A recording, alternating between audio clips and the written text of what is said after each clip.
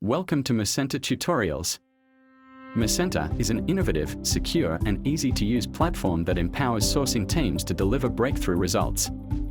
In this tutorial, I'll explain how attributes are defined and used in Mercenta. The purpose of attributes is to allow you to extend your Mercenta portal by adding custom fields to entities. An entity is any object, such as your organization, its users, companies, locations, and agreements. The list of entities used in Mercenta is almost endless. To show you how you might want to extend an entity, let's look at the product entity. We already provide name and description fields, but we cannot possibly anticipate all the attributes of your products. For this reason, we allow you to extend your products by adding your own custom fields. For example, you may wish to add a part and engineering drawing number fields. You can use attributes for display and reporting purposes or to change the behavior of Mercenta through custom logic. For example, in your agreements you can use attributes in the cost item formulas and legal text. Although we don't currently support attributes for every entity in Mercenta, there is no limit, per se. If you have a requirement for a custom attribute for an entity, then let us know and we'll add it for you. Currently, we allow you to define attributes for products and many of the entities used in agreements, such as the agreement itself, resource items, product cost items, and product costs. I'll cover 4 topics in today's presentation. First, I'll define some important concepts about attributes that you'll need to grasp before we move on. Then we'll jump into attribute specifications, which will take up the bulk of the presentation. I'll show you the different data types that we currently support and the other properties of attributes such as its type and cardinality. Then I'll show you how to set an attribute's value in an entity. And then finally, we'll conclude with a demonstration to show you how Mercenta uses the attributes that you've created in an agreement. Before we get into the tutorial, I'll let you know what you need to get started. If you wish to follow along, then you'll need to register your organization with Mercenta from our marketing page, located at www.mercenta.com. We have a tutorial on this channel on how to do that if you need any help. If you're not familiar with Mercenta's user interface, I invite you to review our tutorial on using our portal, also on this channel. For demonstration purposes, I registered a fictional organization called Jupiter Corporation with a single manufacturing site located in Mexico. The subdomain that we will be using to access our portal is at jupiter.mercenta.com. Of course, your organization's subdomain will be different. We're going to demonstrate defining attributes for Jupiter's products, so I've created a couple of fictional products for Jupiter's manufacturing site. Later on in this presentation, we'll also be demonstrating how to use attributes in an agreement. So I've also created a fictional proposal with attributes for the various agreement entities. A quick word on security. Defining attributes is typically an administration role for a particular entity. For this reason, we've created an administrator permission set for all the entities where attributes can be defined. For example, for the product entity, we've created a product administrator permission set. Same goes for the other entities. In order to follow along, you will need to be granted all those administrator permission sets. There are 4 important concepts that you'll need to know about attributes. First, the attribute's entity, second, its owner, third, its specification, and finally, the entity's attribute value. On this slide, I'll talk about its entity and owner. To illustrate these important concepts, I'll be using product attributes as an example, but these concepts apply to all attributes. When we say a product attribute, we mean the attribute applies to the entity, products. Or in other words, the entity is the target of the attribute. For example, you may define a part number attribute for the product and then set different values for each of the different products. Before I talk about an attribute's owner, let me tell you how Mercenta is structured. An organization may have many companies, and each company may have many products. You could say that the owner of the products is the company and ultimately the organization. Because of this owner hierarchy, it's possible for both the organization and the company to define a product attribute. If the attribute is defined by the company, then that attribute only applies to that company's products and won't apply to any other products. On the other hand, if the product attribute is defined by the organization, then it applies to all products in the organization. This is useful if you want to define and enforce attributes at different levels in your organization. Note that different owners are not always enabled.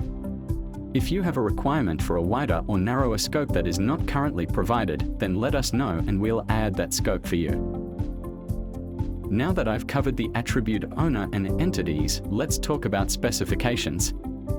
This topic is the most complicated and will take up the bulk of the presentation. Simply put, specifications are the rules for what kind of value is accepted for the attribute. For example, we might say that for a part number, I only accept text in a certain format. Or alternatively, for a weight attribute, we might specify that we only accept numbers between 1 and 100. There are many specifications that you can define, not only data types.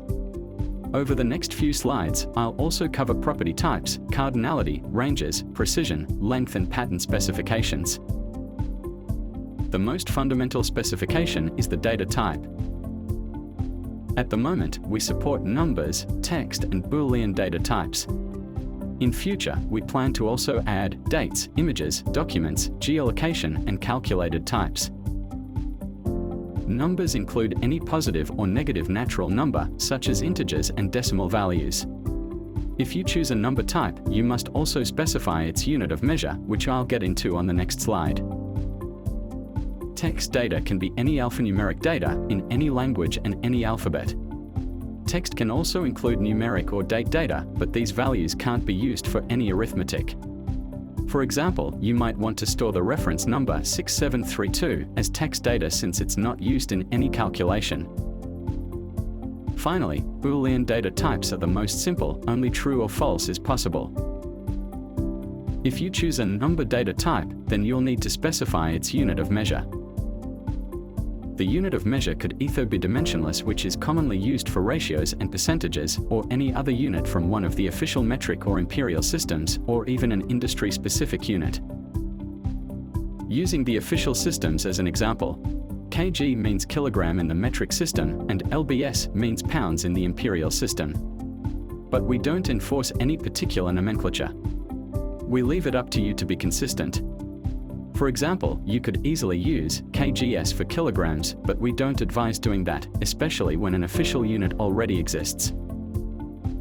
On the other hand, it's quite common for sourcing teams to use industry-specific units to refer to particular processes or products. For example, units like box, bin, or piece are commonly used for packaging.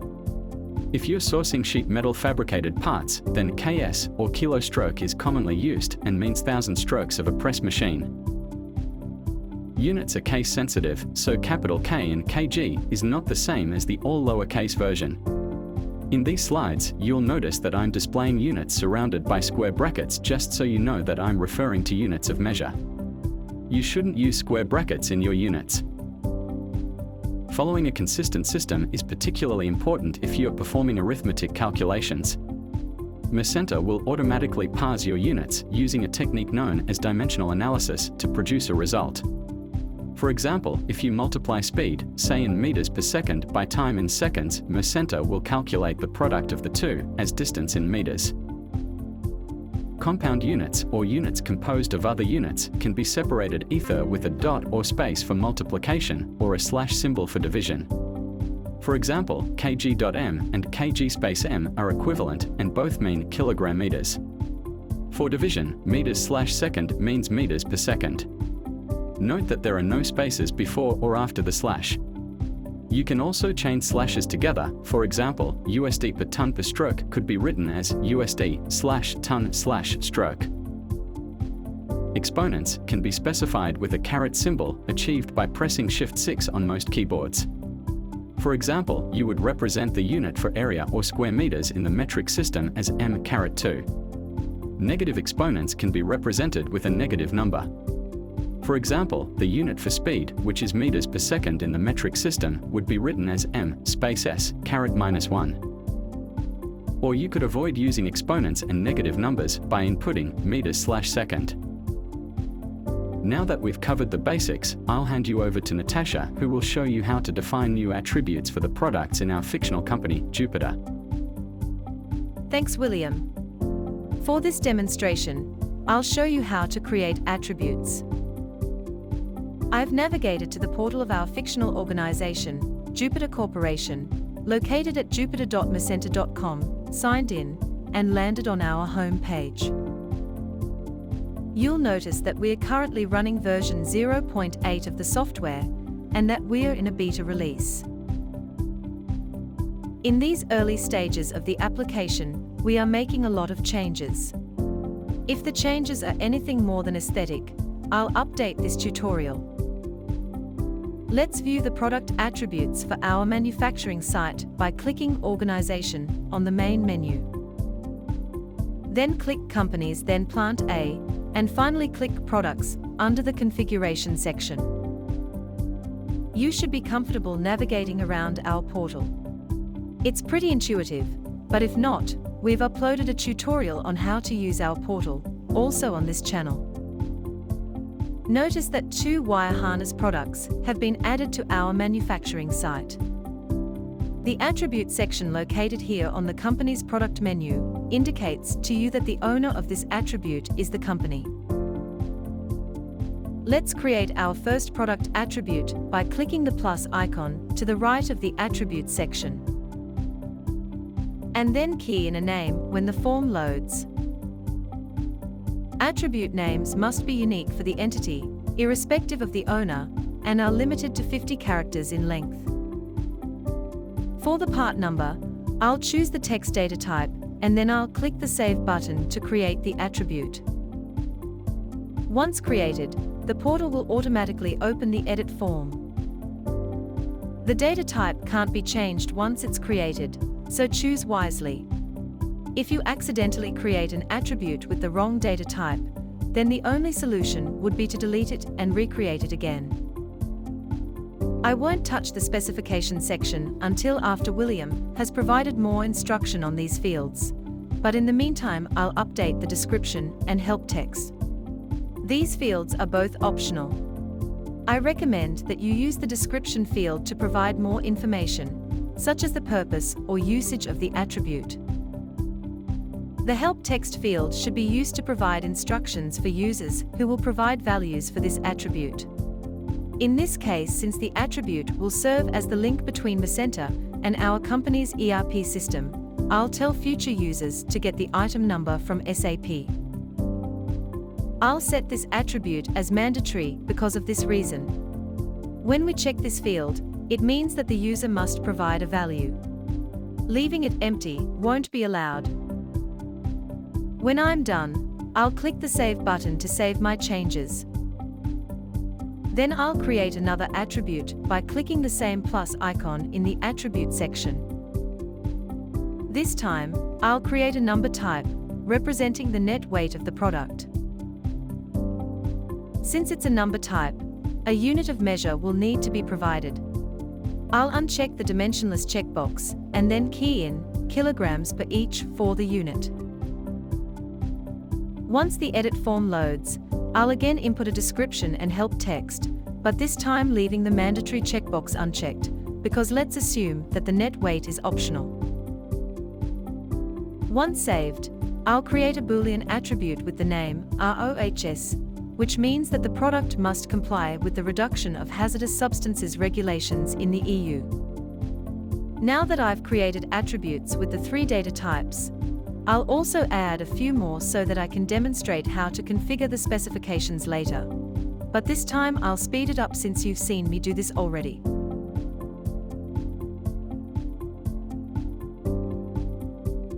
That completes the demonstration on how to create attributes. I'll hand you back to William, where he'll provide more instruction on how to configure attribute specifications. Thanks, Natasha. Now that we've created a bunch of attributes, the next step will be to configure their specifications. The first decision that we will need to make is the cardinality of the attribute. Cardinality means the number of possible values that the attribute could have. There are 2 choices. If the attribute could have an unlimited number of possible values, then the cardinality is continuous. But if the attribute must select a value from a limited list, then the cardinality is discrete. For example, I could class the net weight attribute that Natasha created in the demo as continuous, since any value is possible. It could be 1.1 kilograms or 1.2 kilograms or any number. On the other hand, the ROHS attribute could only be true or false, no other value is possible, so this attribute is classed as discrete.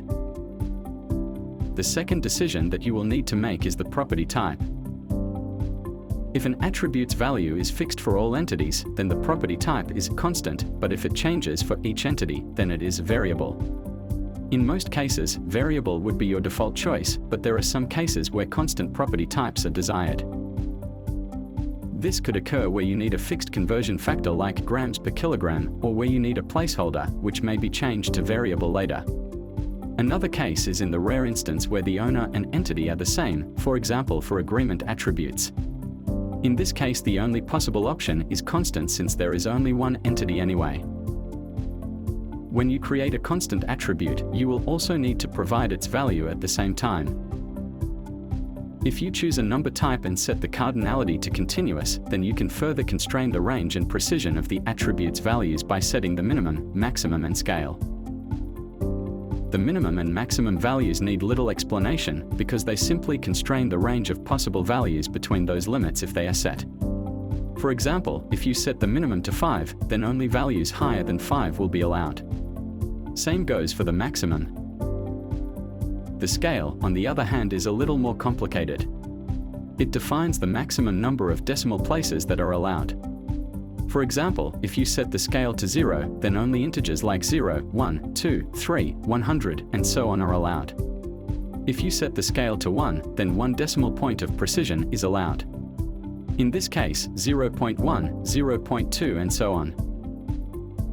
You can input numbers that are less precise than the scale. In this case, Mercenta will automatically add non-significant zeros to the end when we record the value. So if the scale is set to 2 and a user inputs 5 as the attribute value, then 5.00 will be recorded. If you choose a text data type and then set the cardinality to continuous, you'll be able to further constrain the allowed values by limiting their maximum length and format or pattern. The maximum length property simply ensures that the length of the value does not exceed the specified number of characters. For example, if you set the maximum length to 3, then ABC is allowed, but ABCD is not allowed. A pattern simply means the format of the text. An example of a pattern might be a license plate number that may follow the format of 2 capital letters then 5 numbers. In Mercenta, the expression language that we use to define the allowed pattern is called a regular expression or regex. This language is relatively easy to learn, and there is a lot of material on this subject available online, so I won't go into a lot of detail here. In most cases, you can quickly get the expression that you need by simply Googling your requirements. I've included a link to an online regex testing tool in the description that you can use to test your regular expressions before pasting them into the portal. Alternatively, you can contact Mercenta support and would be happy to help you write a regex to meet your needs. Something you need to be aware of is that it's possible for regular expressions to also limit the number of allowed characters. This limit could conflict with the maximum length. The conflict could even result in all values being invalid. For example, the license plate pattern I mentioned earlier stipulates exactly 7 characters. If you then set the maximum length to 6, then no value would be allowed. For this reason, I recommend that you comprehensively test all scenarios. Finally, before I conclude this section on attribute specifications, I'll cover default values. As I mentioned earlier, a default value is mandatory if the attribute is constant, but in all other cases it is optional. If a default value is provided, then all entities will initially be set with that default value. The default value must comply with the specification. This is not an issue with discrete attributes because a drop-down list would be populated with the list of choices. But in other cases, your default value will be validated against the specification. Note that if the specification is changed after a default value is input, and if the default value becomes invalid by the new specification, then it will be reset or adjusted. I'll talk about this subject later when I cover changing specifications. Now that the theory on specifications is complete, I'll hand you back to Natasha, where she'll show you how to configure the specifications for our newly created attributes. Thanks, William. In this demonstration, I'll show you how to configure the specifications of our newly created attributes. I'll go through each one, configuring it in turn, hopefully demonstrating all the different options that are available. Let's continue where we left off at the company's products menu. Click the first attribute, the item number, and scroll down to the specification section. Since any item number is possible, I'll leave this attribute's cardinality as continuous and leave the property type as variable because the item number will be different for each product. Our item number length is limited to 11 characters, which I'll set now. This means that text longer than 11 characters will not be allowed. Let's say that our company has some rules about how item numbers are patterned. They always start with P followed by 2 uppercase characters, a dash, then 3 numbers, and another dash and 3 uppercase characters. Let's do the regular expression for this together. First the initial P, which never changes. Then any 2 uppercase letters from A to Z. Followed by a dash. Then any 3 numbers. Then another dash. And any 3 capital letters. Don't worry if this looks cryptic. The language is easy to learn, and there is a lot of online material and tools available to help you get started. And of course, you're welcome to contact Mercenta support if you need any help with your pattern. One thing that you might have noticed is that we don't actually need to set the maximum length, because the regular expression limits the value to 11 characters anyway. As William mentioned, it's possible to also make these 2 constraints contradict each other. For example, if we set the maximum length to 10, then no value would be allowed. So we have to be careful and test all scenarios. Now that I'm done, I'll click the Save button to save my changes. And then select the next attribute to configure, which is the net weight. The net weight attribute is also continuous and variable for each product, so I'll leave these 2 fields unchanged. But since I expect the weights to fall between 0 and 50 kilograms, I'll set these minimum and maximum ranges and also set the scale to 4 decimal places. Mercenta validates these 3 properties to ensure that they are consistent. We don't allow the maximum to be less than the minimum, nor do we allow these values to exceed the scale. Now that I'm done, I'll save my changes and click the next attribute, which is the restriction of hazardous substances. You'll notice that since the data type of this attribute is Boolean, the cardinality is automatically set to discrete and can't be changed. I'll also leave the property type as variable. Because none of our products meet the RoHS standard yet, I'll set the default value to false and then save my changes. The next attribute to configure is the type attribute. The values here must match a predefined list from our ERP system, so I'll set the cardinality to discrete. Then input the list of possible values. Note that these values are separated by commas. Once that's done, I'll set a default value and save my changes. Finally, I'll click the final attribute, delivery frequency, from the attribute list. This number attribute is also discrete because let's say we only support 3 delivery windows, once, twice, or 3 times per day. I'll key these numbers into the allowed list, separated by commas. By default, most suppliers deliver once per day, so in this case I'll set the default value to 1, and then save my changes.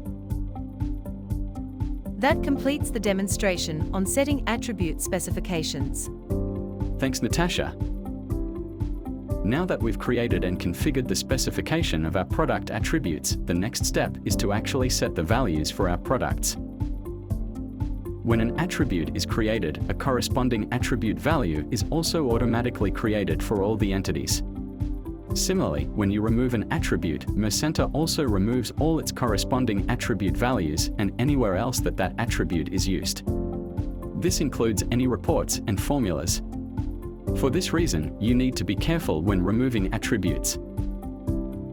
As I mentioned earlier, if a default value for the attribute has been set, then that will be used for its initial value. Otherwise, the value will be left empty.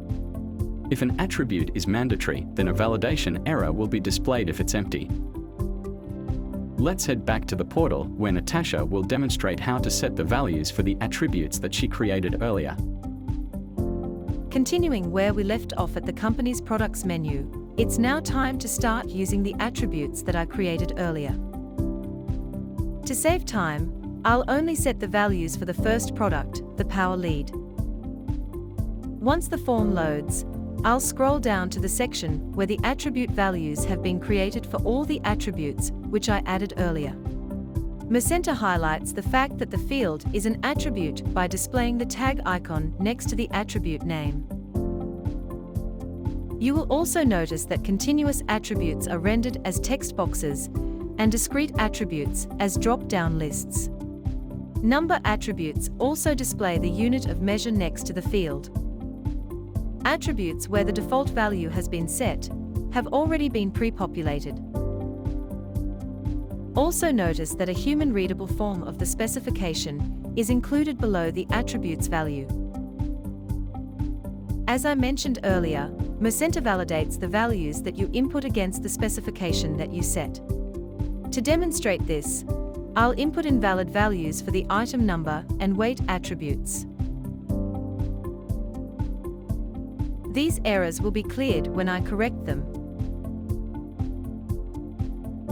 The net weight is optional, so we could leave this empty, but I'll key in a value and move to the next attribute. The remaining fields have all been set to their default values, which we set earlier. But I'll set the delivery frequency to 3 times per day for this product. Now that I've finished, I'll save my changes. That completes the demonstration. I'll pass you back to William, who will show you how changing the specification affects the values which have already been input. Now that the attribute values have been set for all our attributes, you may have wondered what would happen if we changed an attribute specification after its values have been set. Well, what happens depends on whether an attribute value continues to be valid under the new specification, or is invalid, or somewhere in between. I think it's better to give you some concrete examples so you'll understand what happens. For the first scenario, suppose you have a text attribute where you reduce the maximum length from 3 to 4 characters. If an attribute value is ABC, then since it continues to comply with the specification, it will not be affected by the change. Under the second scenario, suppose you have a discrete text attribute where one of the allowed values is changed from ABC to DEF. If one of the attribute's values is currently set to ABC, then this value is now invalid and will be reset to the default value. If no default has been set, then it will be reset to empty. This is the worst-case scenario. Finally, let's consider the case where an attribute could be automatically adjusted. Suppose you have a continuous number attribute where the scale is reduced from 3 to 2. If one of the attribute's values is set to 2.340, then Mercenta is able to adjust this value to 2.34 automatically. Mercenta will only adjust the value if in doing so, it does not change the information provided. Generally, this only occurs when non-significant zeros or spaces can be added or removed. Using the same example, if the value on the other hand was 3.456, then since the trailing 6 is significant, Mercenta will not be able to adjust this value. Instead, the value will be reset. That concludes the topic of attribute specifications. For the final demonstration of this tutorial, Natasha will show you how attributes are used in Mercenta's agreement module. In preparation for this demonstration to show you how attributes are actually used, I've created a proposal for a fictitious wire harness agreement where I've added resources, cost items, and products. For each of these entities, I've also created attributes and set their corresponding values. Apologies in advance for jumping around a lot during this demonstration. The purpose here is not to show you how to maintain agreements, since this is already covered in other tutorials, but to show you how attributes are actually used. To load the proposal, select the Agreement drop-down from the main menu, and then click Agreements by Buyer from the submenu. Then click the Wire Harness Agreement Proposal. At the bottom of the proposal menu, you'll note that I've created an agreement attribute which converts between meters and millimeters. Agreement attributes are a rare example where both the owner and the entity are the agreement. Because of this, these attributes are by definition constant and are mostly used for conversion factors and other agreement constants. Closing out of this form, I'll load the agreement's resources by clicking Resources from the proposal menu, and then click the Wire Resource. You'll notice here that there is one resource item attribute titled Purchase Price, which I'll select now. Resource item attributes are more traditional in that the owner is the resource, and the resource items listed here are the entities, which are the wires listed below. Closing out of this form, let's take a look at the agreement's products by clicking the Product Cost menu. I've added one product cost attribute representing the material yield losses for the products. The owner of these attributes is the agreement, and the entities are the products listed here. I've also added the Power Lead product to this agreement, which you saw earlier in previous demonstrations. Notice, however, that this product has a warning label indicating that its cost can't be calculated because the agreement is missing a formula for one of its cost items. I'll fix that in a sec.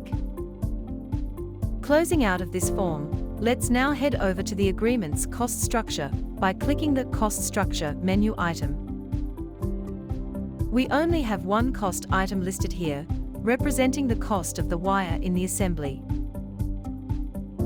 You'll also notice too that this cost item has a product cost item attribute, representing the length of the wire. The owner of this attribute is the cost item, and the entity is its product cost items, which are created when this cost item is implemented in the product cost. I realize that I'm diving into agreements too deeply here, but please bear with me. Now that we've reviewed the attributes used in this agreement, let's use them to create a formula which calculates the wire cost of this cost item. Click Formula in the Configuration section of the Cost Item menu to load the formula form. When the form loads, click the Add button to insert a new formula item. And then find the wire cost attribute from the wire resource, which has a dollars per meter unit of measure. Second, I'll multiply this by the product cost item's length attribute. Click Add again, and find the length attribute, which has a unit of measure of millimeters per each. When this second formula item is added, you'll notice that Mercenta has calculated the unit of measure for the cost item, but it's wrong. To fix this problem, I'll divide by the agreement attribute's conversion from millimeters to meters. Click Add again, and then find the conversion attribute. When the formula item is added, you'll see that the units are now dollars per each, which is correct. One more thing, as part of our agreement with the supplier, we're going to accept a yield loss factor, which is set for each product separately. Click Add again to find the material yield loss factor.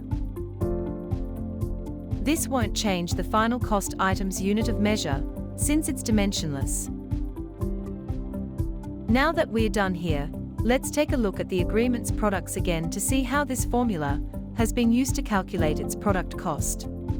Click Product Costs from the Proposal menu again, and click on the Power Lead. First, you'll see that the material yield loss attribute value has been set to 1.02, or 2%. Second, the wire cost has been already added to the cost item. This is because it's mandatory. Also notice that Mercenta can't calculate the Power Lead's cost yet, because we haven't input the length of the wire, nor have we selected the type of wire to use. Let's do that now. Click the wire cost. When the dialog loads, first I'll enter a description. Then input 750 mm for the length of the wire, and choose gauge 22 for the wire type. And then click the Save button. Mercenta now has enough information to calculate the correct price according to the agreement. This ends the demonstration. I'll hand you back to William for some closing remarks. That was the final topic in our tutorial on attributes. Thank you for your attention and congratulations for staying until the end. Before you sign off, I'd like to give you a quick recap of the topics we covered in this session. We kicked off by introducing attributes and showed how they play an important role in allowing you to extend Mercenta by adding custom fields for the entities in your organization. We then introduced the concepts of the attribute owner, its specification, the entity that the attribute applies to, and the attribute's value. We dived into specifications in a lot of detail, covering the different data and property types, cardinality, and the various ways that number and text types can be further constrained. Then we showed how these specifications come into play with attribute values. Throughout the tutorial, we demonstrated each of the topics and concluded with a demonstration on how attributes play a critical role in how products are costed in proposals and agreements. We certainly covered a lot of material, but by now you should be able to start defining and using attributes in Mercenta. Don't hesitate to reach out to us at support@mercenta.com if anything is still unclear or you need any help. Goodbye.